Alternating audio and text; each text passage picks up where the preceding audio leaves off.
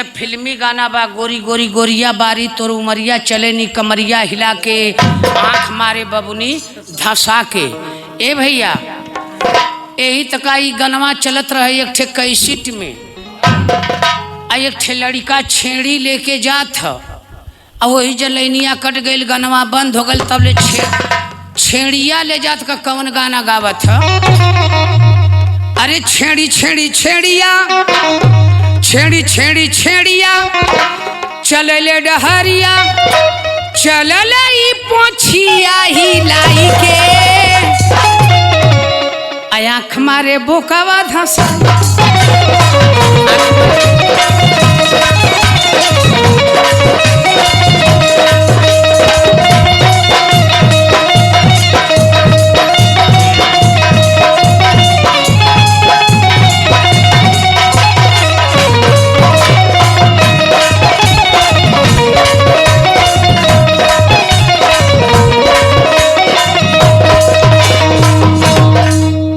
ए राजा, हाँ एगो बात कही। कहा का बात है?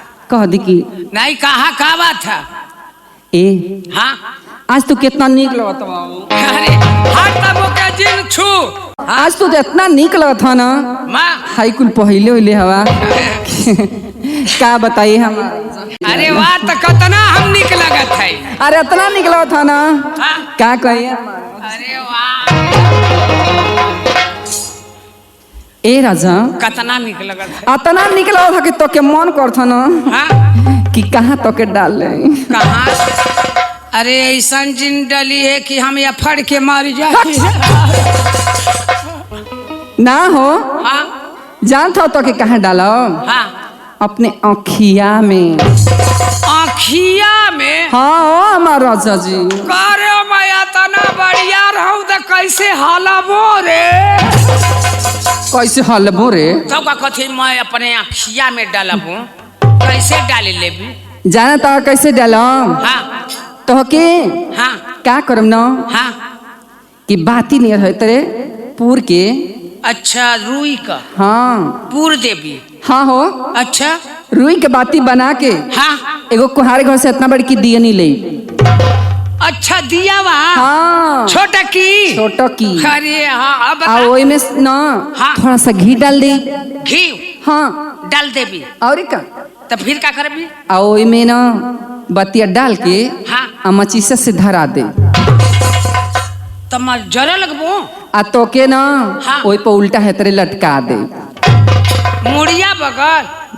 और का गोड़ा ऊपर रहे। अच्छा ठीक है मुड़िया बगल। आ तू ना हाँ। वही पर चूर चूर चूर चूर क के जरे लग। एकदम चरचरा के एकदम जोर के करी खा दम करिया एहू ले करिया हो जाइबा। अरे बाप जैसे मान ले कि रुई के माले तेल में बोर देली जरेबी तो चरचरा आला। और वही तक मुँह के चर चर चर चर। हाँ जब तार पसीना वाले तो अच्छा चरेबे करे। अरे बाप रे बाप फिर क्या करेबी? आ जब तू जोर के ना हाँ। एकदम करिखा हो जेबा राखी नहीं हो। हाँ कोयला नहीं हो। अच्छा तो क्या करम ना हाँ। कि कहते हैं कि डिबिया में बंद कर दे। डिबिया में? हाँ मुझे बंद कर दे। हाँ करे जब बंद करबी तो मैं कैसे लेबू रे? जैसे ससुइया कैसे लेबू? कैसे बोला? हम बन बोल तो बड़ी मार मार। नहीं जैसे ससुइया कैसे लेबू? है हाँ कभी कभी डिबिया के ना हाँ। थोड़ी सा खोल दे। अच्छा तनी सा खोल दे। हाँ। तब तो मैं ले ही लेबू। का ले बा? वह ससुइया। अच्छा ही बात है। हाँ लेकिन जान था राजा हाँ जब हम नहा धो के हाँ सोरहो श्रृंगार करब हाँ अपन पूरा मेकअप लगाई हाँ तो जाना तारा ना का का कर का खाली कुत्ता बनती। हाँ का करबी तब?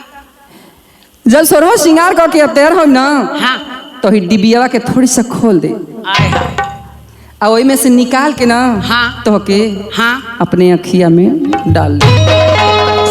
अच्छा तमो के अखिया में डाल हाँ गाजर बनाई के एकदम से तम तोरे पुतरिया पे से टुकुर टुकुर तकाबो। हे का हो? तू तमो के इतना निक लगत हियई। हाँ अरे इतना निक लगत हियई ना कितना हो?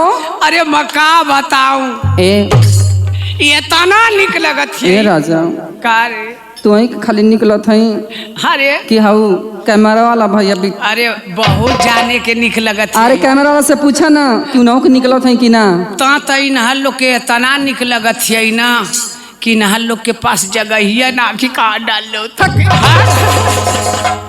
देख का ता मुके इतना निक लगत है कितना हो कि राजा मन करत ना हाँ कि तोके पटाख के अरे तोके पटाख के तोके खपास के आई हो दादा खपास के अरे तोके आई ठीक तोके पाई ठीक अरे बाप हो बाप तोके लीडोरी के हम के हाँ तोके बाटोरी के अरे बाप हो बाप तो इतना निक लगत है हाँ ना तोके गोलियाई के अच्छा आ एक कदम से गोली नहीं बनाई के हाँ एक कदम एते मुटका बनाई के अच्छा हे तरे घुमाई के का करबा मन करत है इमे डाली हे के में हो अपने